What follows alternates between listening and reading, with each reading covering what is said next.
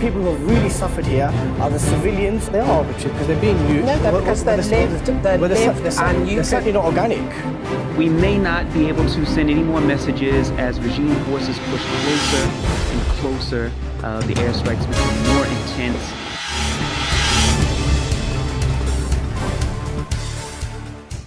Assalamu alaikum. The war in Syria is entering its 6th year, with no end to the conflict in sight. Amongst the plethora of problems that have been born out of this war that has affected not only neighbouring Muslim countries but the West also, is the conflicting and biased media coverage of what is actually happening on the ground. Today we are joined by an American journalist who has been in Syria for some years now and is currently based in Idlib after evacuating eastern Aleppo under the recent ceasefire brokered by Turkey and Russia. He has been posting many articles and videos online from former rebel-held Aleppo. He is widely referenced by the Western media. However, his critics have questioned his impartiality. His name is Bilal Abdul Kareem and he's joining us from Idlib via Skype. Assalamu alaikum, Bilal. Wa alaikum salam wa rahmatullahi wa barakatuh. Ahlan wa sahlan. Welcome. Thank you very much for joining us today. Of all the countries in the world that are facing and experiencing war, famine, political turmoil, what led you to go to Syria? Well, actually, I came to Syria just after doing some pieces from Libya. It was just after the uprisings of 2011, the Muammar Gaddafi affair, and the situation here in Syria began to heat up. And the interesting thing is that it began by the people calling for not calling for regime change, but simply calling for basic rights. And then it morphed into an armed civil war. And then it morphed into the fighters actually wanting to have some form of Islamic rule. So I wanted to come to document those fighters and see what it is that they wanted, what was important to them, and from a first-hand account, and bring that back to the people. Okay. When I interviewed you back in July 2014 for 5 Pillars, you were in Doha at the time. What led you to go back to Syria? And can you please explain the journey which you took and how it was facilitated? Well, the principles that brought me to Syria initially were still in play, even though I was outside of Syria. And that's what brought me back. There were not, the situation was difficult here. There were not enough journalists that were here that were covering what was happening here, which I thought was a travesty that in 2014, 2015, 2016 and beyond, there aren't enough journalists that are covering what's happening here. And I felt that there was a religious and a moral obligation to cover what's going on here so that people can have enough information to make an intelligent decision in terms of who they support, who they don't support, who they like and who they don't like. Okay. In September 2014, you wrote an article entitled "How We Can Stop World War III." And in that article, you suggested that the West, namely the US, should sit down at the negotiating table with Al-Qaeda. Now, doesn't this kind of reinforce one of the biggest accusations levied against you by your detractors, that you're an Al-Qaeda sympathizer? Well, the first thing is that I am not in Syria risking my life so that the people will so that I can propagate or defend Al-Qaeda or Nusra or anybody else. That's not why I'm here. I am here to help the people to understand the realities of what's going on here and not simply carry Western media outlets propaganda or what they think or what they see from their point of view. That's not why I'm here. So I'm not really going to be too motivated when people say, well, if you try to give a voice to Al-Qaeda, then that means that you are their supporter. No, I am not their supporter. What I am is somebody who recognizes a reality that Al-Qaeda is a player on the world stage. Now, Jabhat al Sham, which severed their ties with, formerly known as Jabhat al-Nusra, severed their ties with Al-Qaeda, and they're a player here as well. So people can draw their own conclusions without information and simply say, well, if Obama says this, I say the same thing. Or if Theresa May says this, then I'll say the same thing. But I think that there's an intelligent audience that's out there that wants the information, and then they can make their own determination. I mean, it doesn't make any difference to me whether people think that Jabhat al Sham is a great group or they're not a great group. That's not important to me.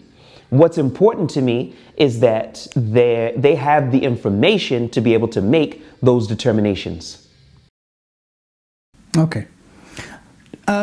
Tell me a bit about your time in Aleppo, the area where you resided, which rebel faction controlled it, what did you witness with your own eyes, what was the humanitarian situation there, and most importantly, was the Russian and Assad aerial bombardment as severe as many claimed? The Russian and Assad bombardment was not as severe as people claim. It was 10 times worse. And there's just no other way to put it. Before I went there, I heard some astronomical numbers in terms of airstrikes that were landing in the hundreds per week. And I sat there and I said, you know, I know the situation is difficult out there, but the hundreds, that's what I said to myself. And then when I actually went there, I saw, and I say in front of Allah that that was a conservative estimate. It was a situation where you've got people inside of a small area, and then they bomb them, and there's no place for them to go. Eastern Aleppo wasn't that big. Maybe you could walk from one end to the other end in a span of about an hour and 15 minutes. It wasn't that big. So for so many airstrikes on just such a small area, with the entire world sitting there watching as this goes on, it was madness. I never thought that I would see something like that. And then when you tack on to that the fact that the people did not have food, they did not have adequate medical care because the hospitals were targeted, and all of this is taking place right on TV. That's something that I did not expect. Did you see the death and destruction with your own eyes? Is this something that you witnessed with your own eyes? As for the destruction, not only did I witness it with my own eyes, but we were, our car was destroyed in an aerial attack. Our office was destroyed in another attack, you know, a Grad rocket attack. You know, I almost don't have the words for it, but I didn't need any second or third hand account for this because we were there and narrowly escaped so many times that, as I said, I don't need anybody's second or third hand account to tell you about the destruction. As for the death, we would see it on a daily basis. You would go to a hospital or outside of the hospital and see bodies piled up. That's why this official death count of more than 400,000, to be honest with you, is ridiculous. Because I have seen countless bodies over the past 5 years that went straight from the rubble directly to the graveyard, and there was nobody taking count. So to say that it's anything, I would say, anything less than 800,000 people, you're not even in the ballpark. Okay. Just to pick up on one point, you said that there was a lack of food in eastern Aleppo, but you did an interview with one of the rebel leaders in eastern Aleppo, and he said that there was sufficient food, but it was being rationed in preparation for a siege. Is that true?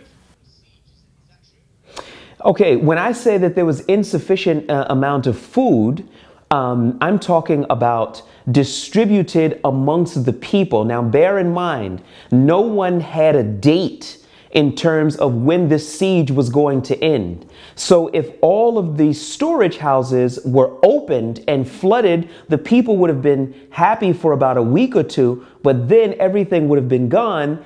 And then how much further do you have? The sieges of Zebadani and Madaya have been going on for several years. No one could say that the siege of Aleppo was going to end when it did.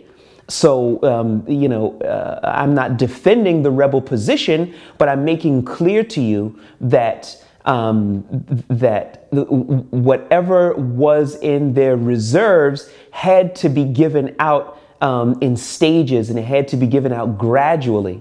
And then when the city fell, there was a surplus that was left over because it was designed to last for a period of months for 250, 300,000 people. So when some of those people left, of course, there was a surplus that was left over. Okay. In one of your videos entitled "This Could Be My Last Message," you mentioned Turkey and President Erdogan by name as individuals who could have made a difference in eastern Aleppo. Do you still stand by that position? I certainly do. And I think that if you want to know more about that, then you should maybe ask the Syrian people who, did they escape with their lives? Yes, they did. However, with the Turkish military 25 kilometers away in full heavy armor and combat gear, and they didn't fire a shot, I haven't met any of the Syrian people who now live in tents and refugee camps, freezing in the cold, who preferred that the Turkish military help them to stay in their homes by taking on a military that was clearly oppressing the people. It was clear. Bunker busters are being used on civilian homes and places of this nature. It's not clear what the thinking was that went into Turkey's non-military involvement.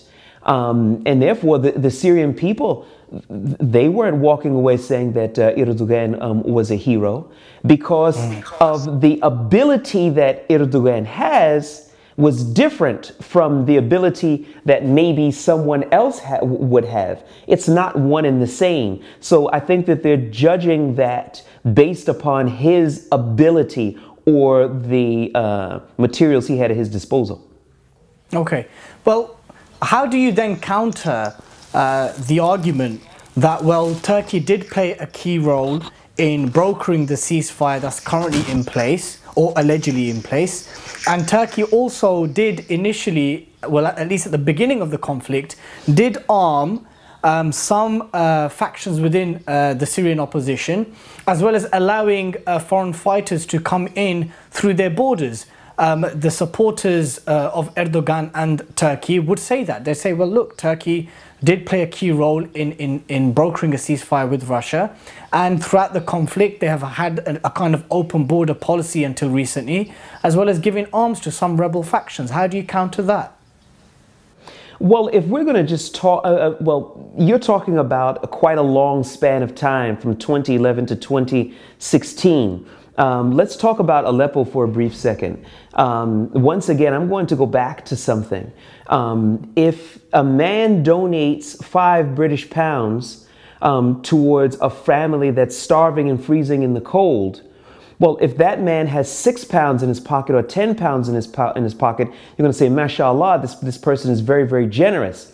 However, if Prince Charles comes and the best he can do is £5 for a freezing family, you're not going to say that he's all that generous because he has at his disposal a significantly greater capacity than just £5. And bearing in mind that the Turkish military belongs to the Turkish people and is not the personal property of any one single politician. In the final days of the Aleppo siege, you had thousands of Turkish average people praying tahajjud in the streets of Istanbul. So you can imagine that if you've got thousands of people praying tahajjud in the freezing cold in Istanbul, how many more amongst around the country were in support of some type of Turkish intervention? This is the first thing. So everything that has to be looked at with a backdrop of the ability that the Turkish government has to be able to put at the disposal of the Syrian people. So I don't think that we can just look at just individual acts, because bear in mind, it's within Turkey's interests that they have friendly forces on their borders. They already have a hostile PKK presence on their borders and within their borders. So it's not within Turkey's interest to have, in addition to that, hostile forces on their borders in the form of an angry Assad government, or even angry rebel forces for that matter.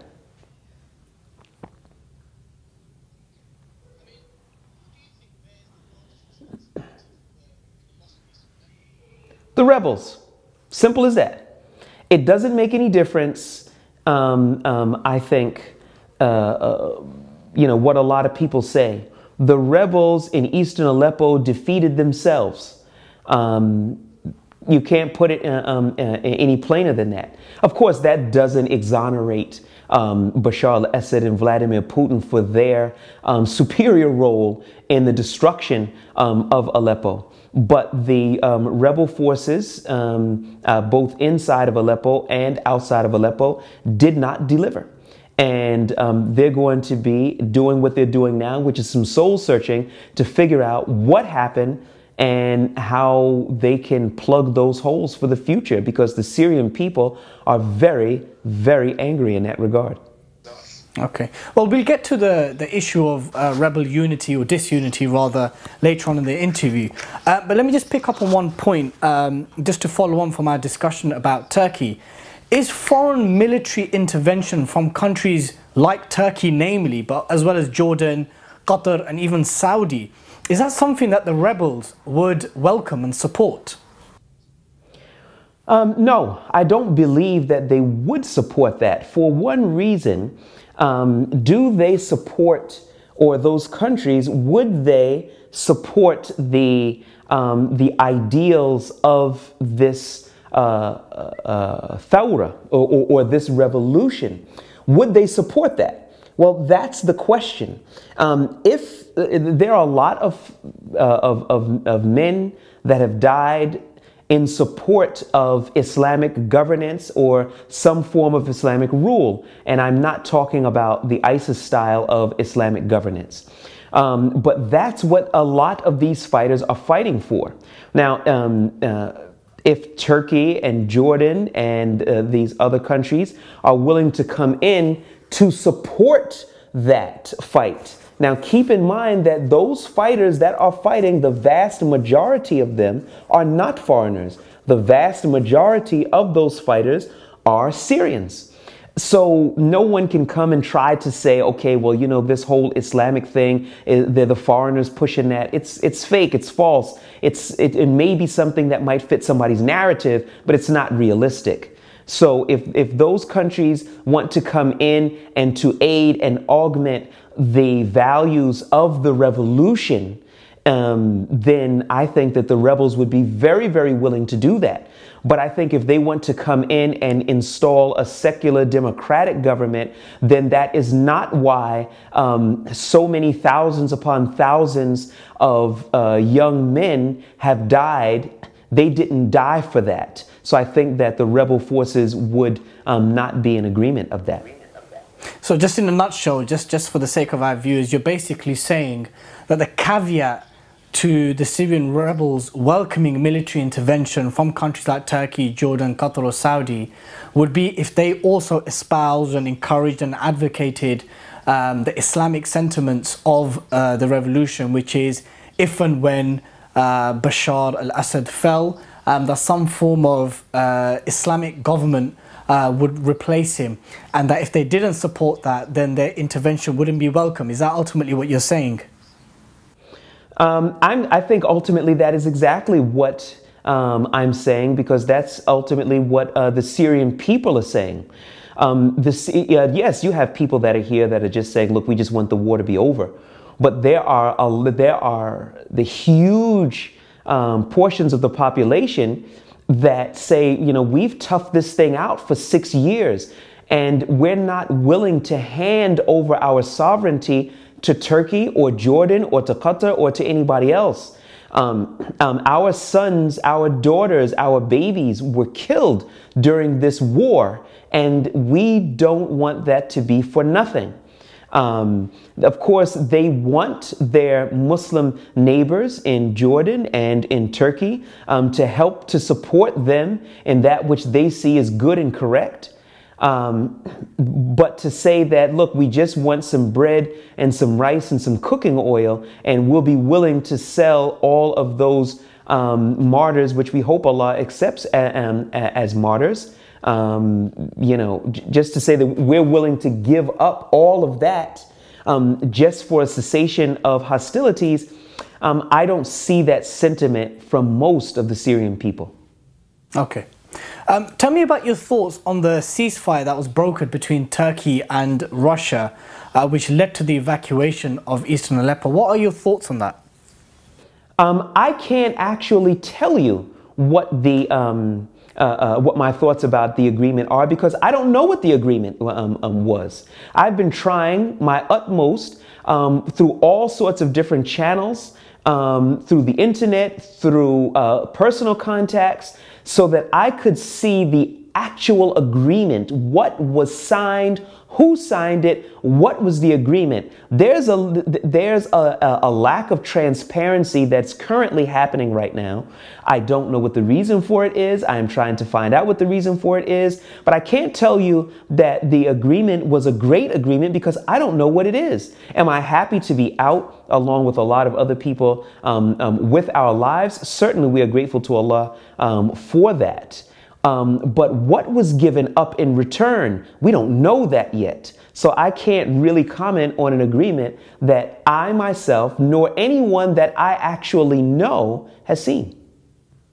Okay, so are you telling me, if I'm correct, not only the people of eastern Aleppo who have evacuated, or those who decide to stay, as well as the rebels, no one is aware of what this actual ceasefire entails in detail? Are you telling me no one is aware? Someone must be aware, surely. Well, somebody must be aware, but when you know who he is, you tell him to call me. It's as simple as that. I'm actively trying to find out what the actual text actually is. I haven't been able to do that yet. Okay.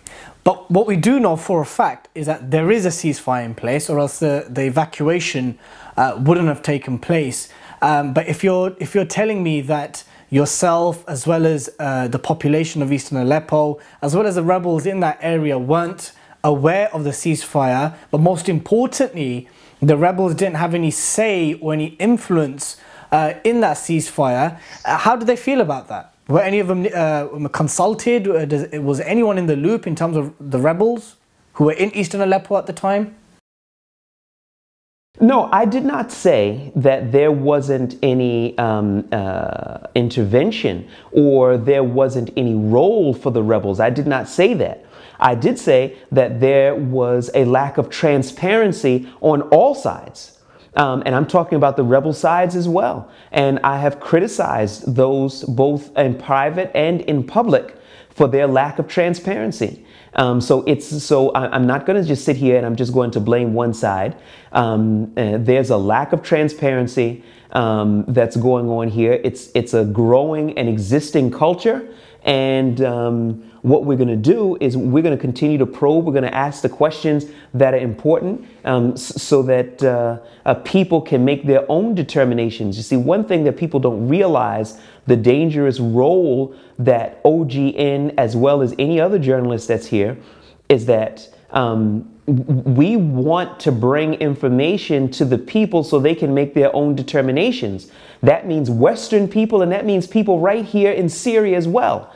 It's not just a situation where OGN is a mouthpiece for rebel groups or anything like that. That's not the situation. Sometimes they're not happy with the way we report things. But we have to report things so that the general people can make their determinations. We're committed to that, whether rebel groups like that or they don't, whether the U.S. government or the British government like that or they do not like that. We're committed to that. Okay.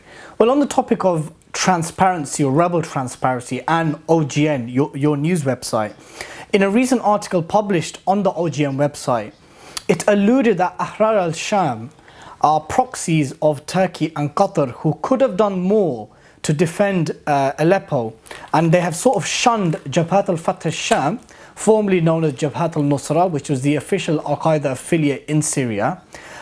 Do you personally hold this opinion that Ahrar al-Sham is playing a double game as a proxy of Turkey and Qatar?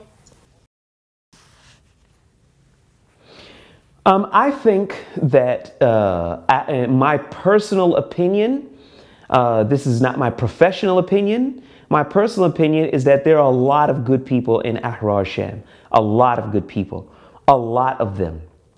Now, after having said that, there are a lot of new faces that make up the leadership of Ahrar al-Sham. I don't know them as well as I knew some of the past faces. And all. So I can't really tell you the direction that Ahrar al-Sham is going in. I see that a lot of the things that they're doing, I don't think that the Syrian people like. I don't think they like it at all. I think that they've lost a lot of support from amongst a lot of the Syrian people. And I did sit down with them just a few short days ago. And I told them, I said, I think you have a responsibility to keep the people informed, to tell them what your positions are so that they can make informed decisions, and not to just simply assume that they are going to support you just because you are, quote unquote, the rebels. And I told them that. And I appreciate the fact that I can have these types of open conversations with groups like Ahrar al-Sham, with Jabhat al-Fath al-Sham, and other groups. So it's a work in progress. Some of the things that they're doing right now do concern me, and they concern a lot of the Syrian people. But we're going to have to wait and see what's going to happen next. Okay, but just before we move on to the next question, you mentioned new faces. Putting your professional opinion aside, your personal opinion, what were you alluding to by saying new faces, and how higher up in terms of hierarchy are these new faces that you're noticing? Well, when I say new faces, I mean, when you're in a war zone, it's only natural that some are going to come and some are going to go. That's natural. There's nothing new or sinister about that. The entire leadership some time ago of Ahrar al-Sham was wiped out in one attack. I knew many of those faces, knew them personally. We sat down and had many cups of tea and discussed a lot of different things. We agreed on some things and some things we didn't agree on. But some of the newer faces that are here now, I'm not that familiar with them. I hope to be familiar with them. Because I do like to have an open dialogue with them, because not only am I a journalist, but I'm also a human being. And if I see something that's good, then I think that it's good to say, hey, that's good. You should do more of that. If I see something that isn't the best, then I think that it would be important for me to say, guys, I think you dropped the ball on that one. And once again, I reiterate that I appreciate the relationship that I have with Ahrar Sham and even the new faces, because we can have these types of conversations. So, I appreciate that. So let's see where it's going to go. Okay. Now on to your personal views, right? We kind of dealt with recent events, and like I said, we'll touch upon the issue of rebel unity later. But I want to now kind of ask you your personal views. Would you have backed the uprising in Syria in hindsight, had you known what the level of destruction it would lead to? Well, how could someone answer a question like that? Well, let me think. A man marries a woman and all. And he ends up in a divorce court, right? And then somebody says, if you knew you were going to end up in divorce court, would you have married her? It's not a question that you could really answer, because number one, he didn't know that. And number two, Bilal, he doesn't know. If I may interject, I totally appreciate that, because as the English saying goes, hindsight is a beautiful thing. Now, I'm clear on your question. Just give me a chance to finish it. Okay. What my point of it is that time that person was married to that lady could have been a preparation for what's going to happen next. And if someone doesn't know the future, there's no way to tell. So in answering your question, number one, who would know if what happened in 2011, what 2016, 2017 would be? Nobody would know. You see, and nobody knows what 2020 would become. If you look at Aus and Khazraj, the two warring tribes at the time of the Prophet ﷺ, they had a huge massacre between the two groups. But that massacre, on that very day that the massacre took place, and most of the tribes were wiped out, do you think that they would have said that the war would have been worth it? They would have said no. But if you look at what Allah put on them so that it prepared them to carry the banner of Islam and to protect the Prophet ﷺ, and that could not have happened if they would not have prepared each other by waging war on one another. That was the plan from Allah subhanahu wa ta'ala. Nobody could have said at that day that massacre happened between Aus and Khazraj that, hey, this is a good thing. But the reality is that this is what was the decree of Allah. The people have a right to self-determination. They have a right not to be oppressed, and they went forward with that. So the result is with Allah and with no one else. Okay, so let me ask you then, and let me kind of reword the question so it's easier to understand and absorb. Jazakallah khair for answering it as the way you did. In 2017, as you and I are speaking right now, and the situation that you're seeing around yourself, do you have any regret of supporting the uprising? I don't consider myself to be a supporter of the uprising. I consider myself to be a journalist who is reporting that which is taking place. So I can't say that I'm a supporter of the uprising. I'm a person that's here trying to help people to understand exactly what's going on here, and then they can make their own determinations whether they want to be a supporter or they want to be against it. Okay. Do you acknowledge that the Syrian rebels represent only one part of the Syrian opinion and not necessarily the majority?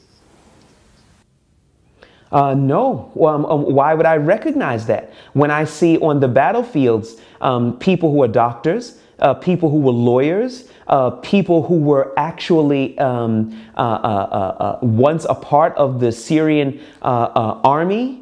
I see people who are farmers. I see people who used to sweep up hair in a barbershop. I see all kinds of people from all walks of society. No, I don't recognize that it only represents a small minority at all. I don't think that's realistic. So you think that the Syrian rebels represent the vast majority of the Syrian opinion?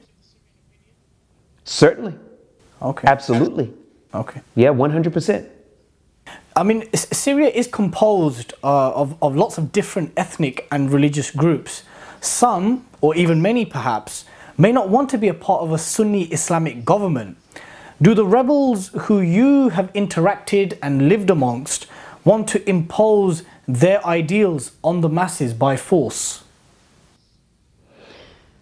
74% of Syria are composed of Sunni Muslims.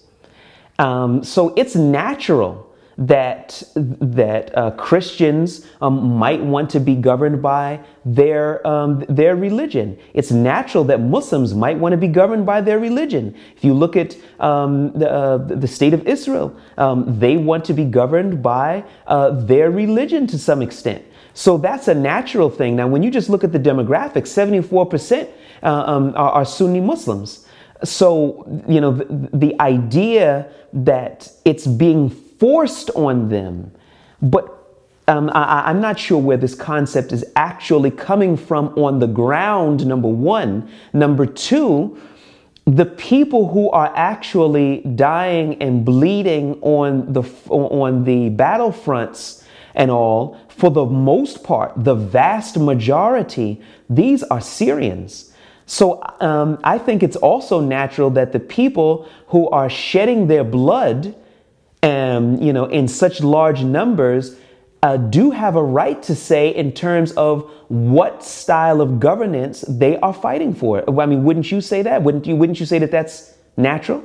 No, of course, it's natural, but I think the point that's being discussed in numerous circles, forums and media outlets is that while Syria is predominantly Sunni, and you rightly stated 74-75%, would it be accurate to say that the entirety of that 75% want an Islamic government? Some may want a pluralistic liberal democracy. Some may not want a caliphate or an Islamic emirate or an Islamic government. Some may want a pluralistic democracy, and we're aware that not all rebel factions are ultimately Islamically inclined. I mean, I think that's the question that I'm rather posing to you. Whilst Syria is predominantly Sunni, would it be accurate to say that the entirety of that 74-75% want an Islamic government? Well, I don't think that you could look at any society in the societies that we have today and say, well, being that, you know, and say everybody wants this or everybody wants that. I'm an American citizen, and, you know, I'm not happy with the direction that my government, or I should say the American government, you know, is going in. You know, that's normal, that's natural for that you're going to have so many people, you're going to have different ideas, you're going to have different opinions. But I think looking at it from the rebels' point of view and the discussions that I've had with them, they feel that we are the ones who are towing the lines on the front lines. We are the ones who don't have legs or don't have arms or have shrapnel that we can't get out of our bodies. And therefore, we do have a right to be able to say what we are fighting for as a nation. Now, that doesn't discount the other people that are in the refugee camps, or the other people who are carrying on their daily lives as best as they can in a normal fashion. But I don't think that there's anybody out there that would say that, okay, let's take a group of people, let's let them fight for independence, win the independence, and then hand that over to people that maybe did not fight or spent their time in a refugee camp, and, you know, and drinking tea and smoking cigarettes. I'm just telling you the way that they have conveyed it to me, that they don't feel that that those people in those refugee camps are any more Syrian than those people fighting on those front lines. And they feel that if those people want to have more of a say in what happens after the fall of Bashar al-Assad, then they should come and join them on the front lines. And I think that that's a natural response. Okay, so just on this topic of Islamic governance, we're aware that there are a number of Kurdish rebel factions, and they also theologically are Sunni. But we know that they're not really fighting for a Sunni government or Sunni Islamic government. Rather, they're fighting for an independent Kurdistan.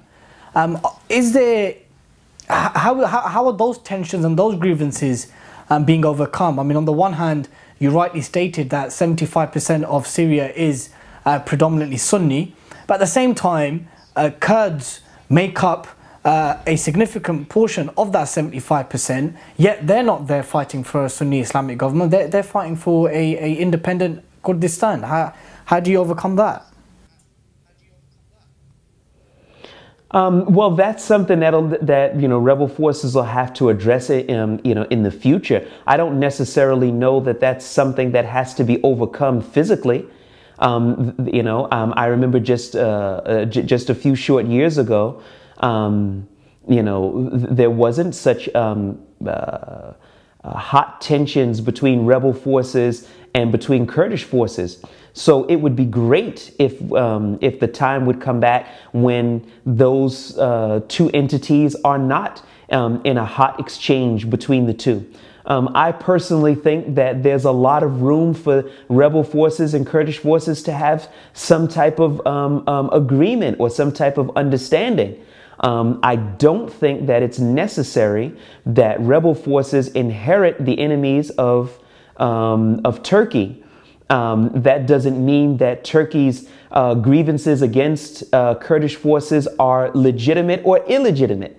I'm just saying that it doesn't necessarily mean that just because my ally, so to speak, is against a certain entity, that I have to be against that entity as well. So, like I say, I think that there's a lot of room for some talking to be done, and hopefully they'll be doing that. Okay.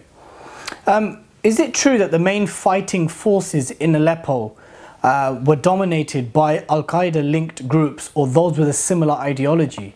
I mean, that's something we commonly hear in the West, that the fighting factions in Aleppo were linked to Al-Qaeda or had a similar ideology and methodology. How true is that? Well, the first thing, because I've heard that a lot also, the first question would be is, where did this information come from? Jabhat Fateh Sham, I would say, probably didn't have more than 500 or 600 fighters. And on paper, the rebel forces had close to 9,000 fighters. So of the forces that I saw from Jabhat Fateh Sham, I would say that it numbered 500-600 fighters. I'm not certain exactly, but to say that they made up half or 25% or 20%, none of the rebel factions there would say that they were, Jabhat Fateh Sham made up the bulk of the fighting force in eastern Aleppo. That is totally false. Totally false. Let me just ask you a question which I raised earlier on in the interview. Those journalists and activists and commentators that seem to defend and support Bashar al-Assad and his allies have accused you of being an Al-Qaeda sympathizer and an Al-Qaeda propagandist. I mean, why do you think that is? Why do you think that accusation has been levied against you? Well, I think that is being leveled against me in an effort to discredit me, so that people will not have to listen to the reports that we're reporting from the mouths of Syrians from on many occasions. They don't want people to have a right to choose between those they want to support and those they don't want them to support. They simply want look, this is the good guy, that's the bad guy. Don't think about it. Don't do a lot of calculations. Just go with it. This is the norm. And I think that that's what they want. And, I guess I'm the fly in the buttermilk, because I'm saying, no, I don't think that that's the way it should be. I think that the people should have an opportunity to hear from everybody that's here, from the Free Syrian Army to Ahrar Sham to Kurdish forces to Jabhat Fateh Sham. And then people can sit back and say, you know what? I think that what so-and-so said is reasonable. I think that I'll find out more about him, or I think that what so-and-so said is totally unreasonable, and I think that I will not be in support of this person. So whoever you support, it doesn't make any difference to me. But the reality is that they like to discredit the messenger because they don't want the average person to have enough information to choose. Okay. So just staying on this point, I mean, do you think the label Al-Qaeda is being indiscriminately used not only against yourself, but the entire or the vast majority of the Sunni rebel factions to discredit them? Do you think that's the case? I think that the people around the world have been primed to use the word Al-Qaeda to simply say, don't support those people because they're terrorists. So all they have to do is just throw an accusation. Just throw it out there. You know, somebody could just look at you and say, you look Muslim. Al-Qaeda. He's got Al-Qaeda links. Okay. What does that mean exactly? And so I think that, yeah, that's used just to discredit people so that they don't have to listen and they don't have to deal with their message. Because I noticed that a lot of the negative comments that we get to our news, and I do read some of those comments, they actually don't discuss the factual information that we bring, but they like to discuss the fact that, you know, I'm some black so-and-so and what's he doing in Syria and a whole bunch of other wild stuff that has nothing to do with the price of tea in China. So if people are saying to me, OGN's facts are wrong, OGN is not bringing the voice from the Syrian people, then I'm going to say, yeah, you know what? These people have a point. But if people simply just say, pay no attention to this man, he's an Al-Qaeda sympathizer, when I brought facts, figures, and interviews from Syrian people, your response is he's an Al-Qaeda sympathizer? Ah, come on, guys, let's grow up. Let's be for real. Okay. What do you think of the white helmets? They are funded by Western countries, so can they really be regarded as independent, the white helmets? Can they be considered independent? Independent what is the question? They are not a military force. They are not a political force. Independent in terms of relaying statistics, number of deaths and narratives, etc. They're a force that pulls people out of the rubble. Who cares if they're independent or they're not? That's, you know, to be honest, I hear people saying that, but I think that that's totally ridiculous, because that's like somebody saying, let's not focus on the people who knocked the buildings down on top of innocent men, women, and children using weapons of mass destruction, but let's focus on where the funding comes from the people who have to risk their necks to pull those people out of the rubble before the second airstrike comes in. I think that that's nothing but an attempt by a lot of people to deflect the blame and the criticism. That's what I think that is. No one's dismissing or denying the good humanitarian work the white helmets are doing. The question I'm rather posing is that as a result of that work, they then obviously relay facts, number of deaths, and even where they feel the blame of the death and destruction occurs. And in that regard, their independence and objectivity then does come into question. Do you still think that's more of a secondary issue and something that's not that relevant? Okay, well, one of the things that you just made mention of is the blame for certain attacks. The rebels don't have any aircraft. I mean, that just tells you a lot right there. It's different if the rebels had some aircraft, the regime has some aircraft, and then there's going to be a difference of opinion in terms of who's doing what. The rebels have no aircraft. Everything that falls out of the sky is coming from Bashar al-Assad. They have no bunker busters. They have no ballistic missiles. So to say that we're relying on the white helmets for their objectivity, you don't need their objectivity. I mean, unless people around the world are thinking that we've got like an endless supply of actors, an endless supply of fake blood, broken bones, and cardboard buildings, that we're saying, okay, and action. I mean, I almost think that it's silly. I mean, look, Bilal, after the fall and loss of eastern Aleppo, have the rebels essentially lost the war? No, I don't. I don't think that anybody inside of Syria sees it like that. And the fact that they control a territory that's like almost the size of Lebanon, when you put it together, I don't think by anybody's account that they can say that they've lost the war, because that would mean that they wouldn't be in control of these territories. They wouldn't be governing their own territories. So I don't think by any realistic account you can say that they lost the war, no. But surely with regards to what happened in Aleppo, it can be repeated in Idlib. It can be repeated in area of Homs and Daraa and other areas which are controlled by the rebels. Surely Aleppo was the pride and joy of the rebels, and that's now lost. Surely the same can happen in other areas with the Russian aerial bombardment. Surely the same can happen elsewhere.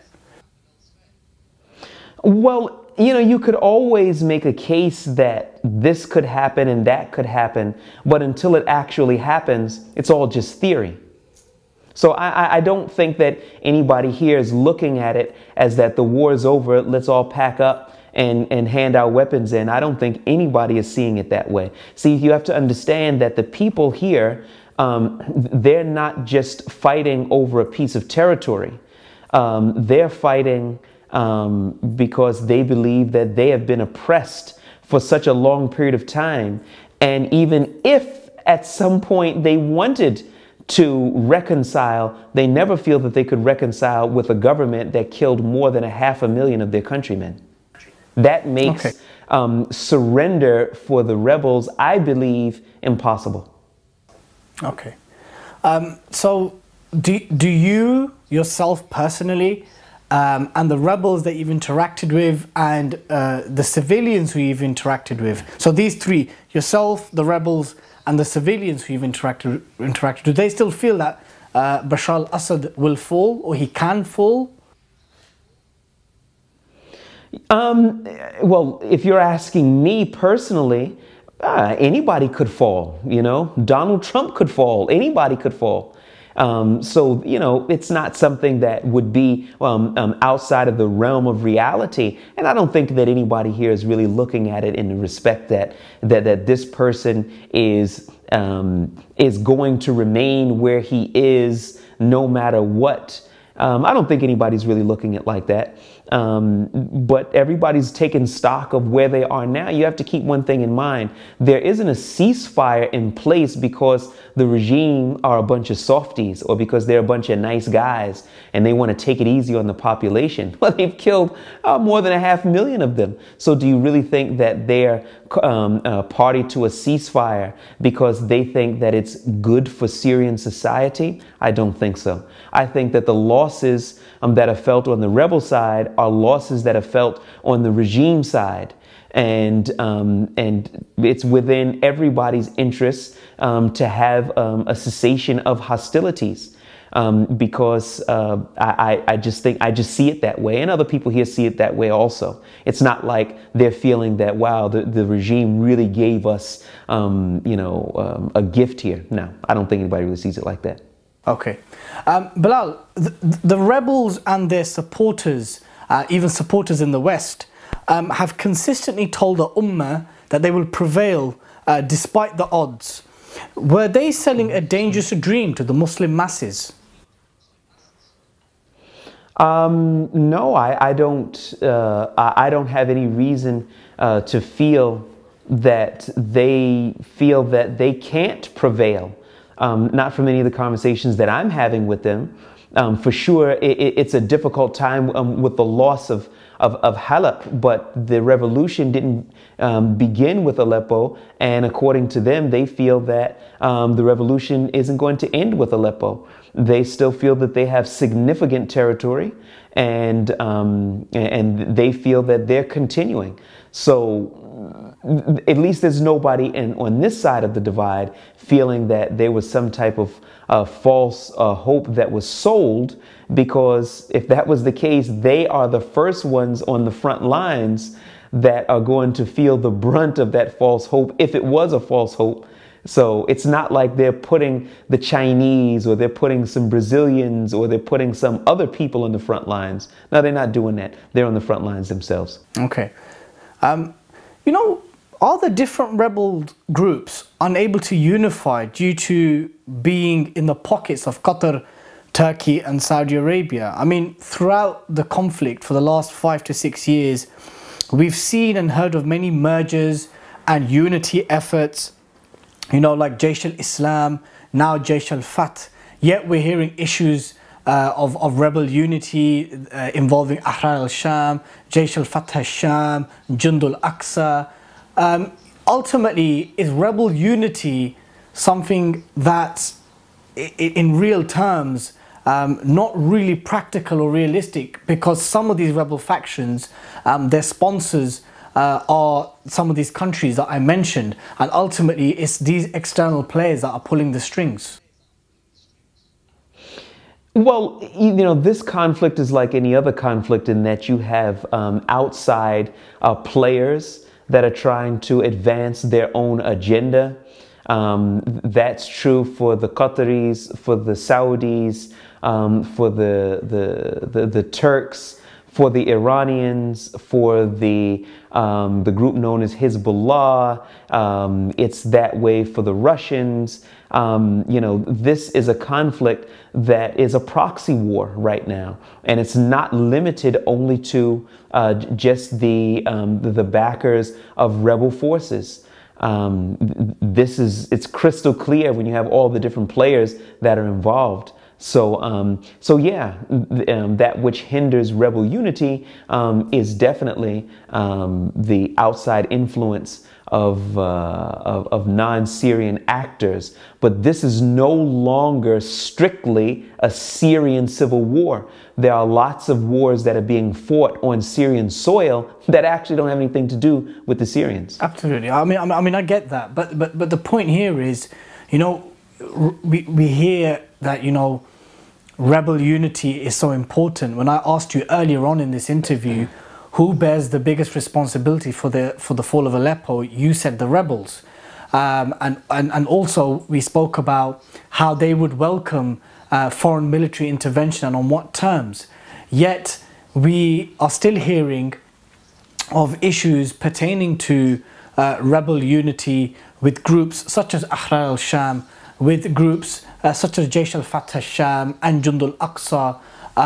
So ultimately what I'm asking you is, how realistic is rebel unity upon the vision of their Islamic ideals when some of these factions are receiving weapons and money from foreign players? As I mentioned, you have foreign players on both sides of the divide. And sometimes those foreign players, you know, it doesn't suit their foreign agenda for there to be rebel unity, or for there to be a unity on the side of Assad. So, you know, that's something that happens, and it's certainly happening here. How the rebels are going to deal with that, how they're going to move past that phase, that's something that we're going to be looking to see after the talks in Astana, that are supposed to be coming up. Okay. Hypothetically speaking, how would minorities that have backed Assad up until now, like the Shia, like the Alawis, the Druze and the Christians, what would their situation be in the Syria which the rebels foresee? Well, I don't think that their situation would be any different than in any other society where there are minorities. You know, according to the rebels, And also, according to what I've seen, then, you know, in Idlib, there are Christians that are there. You know, there's no one calling for their ouster. There's no one calling for their ejection. I think that you would find that rebel forces will be hostile to any forces that are hostile to them. And those forces that are not hostile to them, then I believe that they, you know, from the conversations that I've had with them, they say that minorities are welcome. Why not? Why not? They recognize that all of Syria is not composed of just Sunni Muslims. Christians are welcome. Shias are welcome. Druze are welcome. But those who are waging a war against them, for them, they are not welcome. So from the conversation that you've had from the rebels, if hypothetically speaking, they were to gain control of the entirety of Syria, there wouldn't be political point scoring and vengeance seeking from some of these minorities who supported the Assad regime? They've stated on many different occasions and throughout many different groups that those who are not engaged in a hot war with them and will not be targeted simply because they're Christian or because they are Jewish or just because of whatever their denomination is. Even Alawis who are not fighting them. I'm sorry? Even Alawis? Sure. Okay. Sure. Okay. I mean, you're currently in Idlib. What's the situation there, and which rebel faction currently controls Idlib? One of the things that I think that I see of a lot from the international community and international media is that they are keen to say that this group controls this territory and that group controls that territory.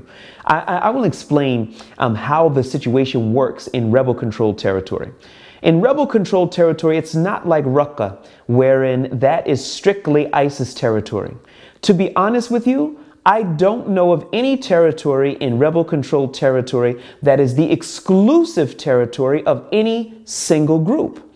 Once a territory has been, quote unquote, liberated, it's free for citizens. It's free for the different rebel factions, even though some of those rebel factions sometimes don't always get along. But to say that this is Jebha territory or that territory is just not accurate. I think that those terms are used often so that foreign entities can target groups like Jebhat Fatah Sham and other groups inside of the territories and further advance their foreign agenda without any type of political reprisal or backlash. Idlib is not a city which is exclusive to any one group. That territory was opened by the group known as Jaish al-Fath, which is an umbrella group of about 9 different rebel groups. And even those groups that didn't participate in that fight have always been welcome, and they don't get to any checkpoint and is asked, well, what group are you with? Oh, no, you didn't help to liberate this territory, so you're not welcome. So that's the situation of how it is in the rebel-controlled territories. It's a misnomer that, you know, that this is Jebhat-controlled territory and that territory is Ahrar territory. It's just not like that. Okay, so basically what you're saying is once an area, a town, a city, a province or a governorate, once it's been taken from the Assad regime, it's then not essentially under the exclusive control of one group. Is that what you're saying? That is what I'm saying. And it's a kind That's exactly what I'm saying. Okay, so it's a kind of free-for-all, open to all rebel factions and civilians, etc. Yeah? Exactly. It's open to any and all who are friendly to the revolution. Of course, that excludes that excludes Assad forces, the group known as Hezbollah forces, and then, you know, entities like that. Okay. Just on the topic of Jaish al-Fath, Jaish al-Fath was formerly Jaish al-Islam.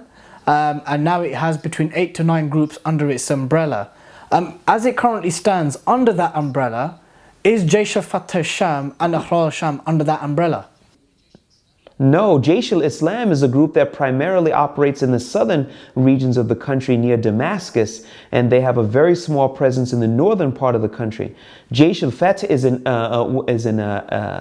umbrella organization that encompassed Jabhat al-Fatah al-Sham, Ahrar al-Sham, Falak al-Sham, Falak al-Rahman, and a lot of other groups. No, that's not accurate. That yeah. Okay, so Jaish al-Fatah, the umbrella organization as it stands, within that umbrella, Jaish al-Fatah al-Sham, Jabhat al-Fatah al-Sham, and Ahrar al-Sham are both under that umbrella. Yes. Obviously, you're currently Correct. in Idlib. What's the humanitarian situation there? Well, is that being bombed, and is there aerial bombardment there? What's the situation in Idlib? There were airstrikes just the day before yesterday. I witnessed the airstrikes. Let's not jump up and down about this quote-unquote ceasefire, because a ceasefire doesn't mean a ceasefire. And it's always been that way when it comes to quote-unquote ceasefires with the Assad regime. And they just write it off by saying, oh, we're just attacking Jabhat al-Fatah al-Sham.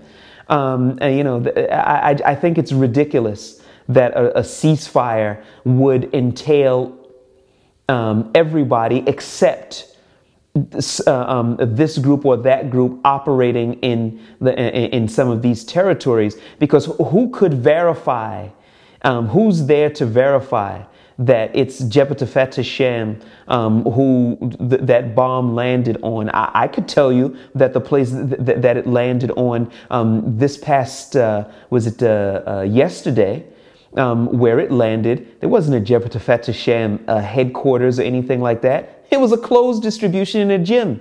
So, but as long as people with a bigger voice than mine can jump up and say, oh, that's just Jabhat al-Fatah al-Sham, so pay no attention to it, you're never going to see a real ceasefire, because that's not a real effort at a ceasefire. Is there a specific reason why formerly Jabhat al-Nusra, but now Jabhat al-Fatah al-Sham, is there a specific reason why this one group appears to be singled out when it comes to the Western narrative as well as the Russian narrative? Why is it that Jabhat al-Fatah al-Sham is singled out and in some occasions accompanies ISIS as two organizations that must be fought, irrelevant of the situation? Why do you think that is?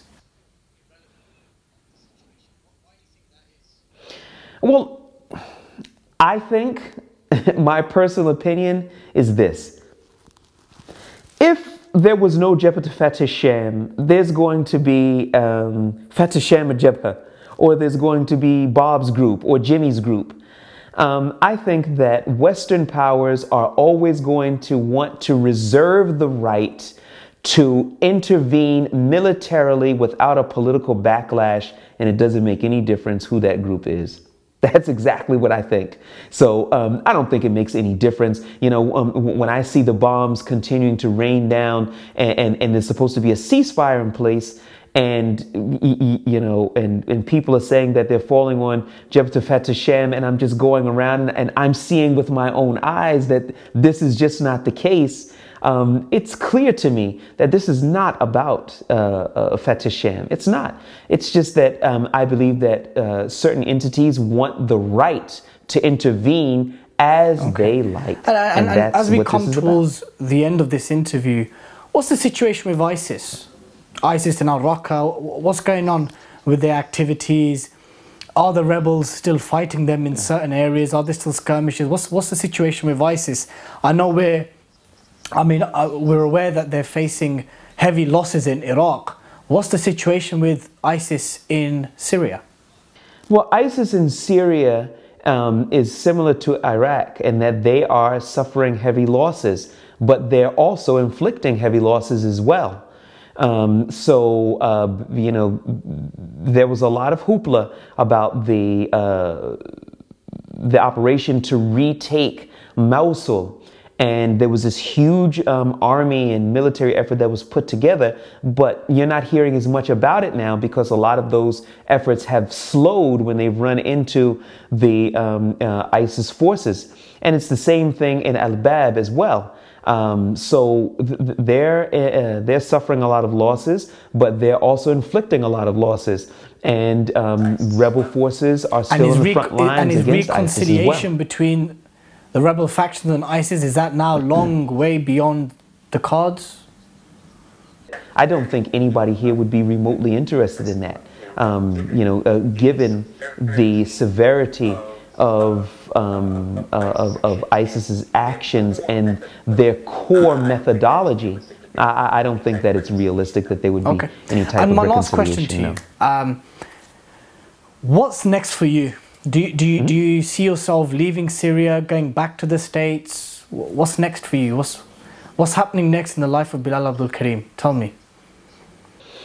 Well, I don't think that there is a next in terms of my plans for right now. My plans are here.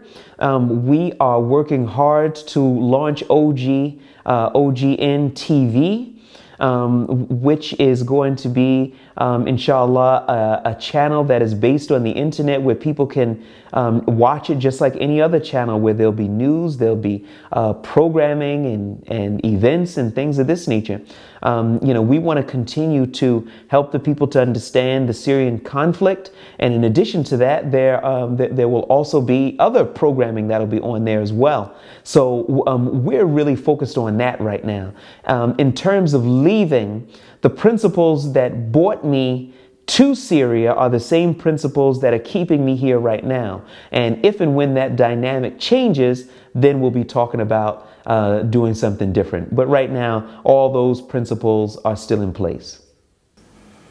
Well, Bilal, thank you very much for joining us this evening. Jazakumullahu khaira, and thanks for having me. Thank you very much for your time. Well, ladies and gentlemen, that was all for this evening. Please like and share this video on social media, forward it to contacts. And until next time, Assalamu alaikum wa rahmatullahi wa barakatuh.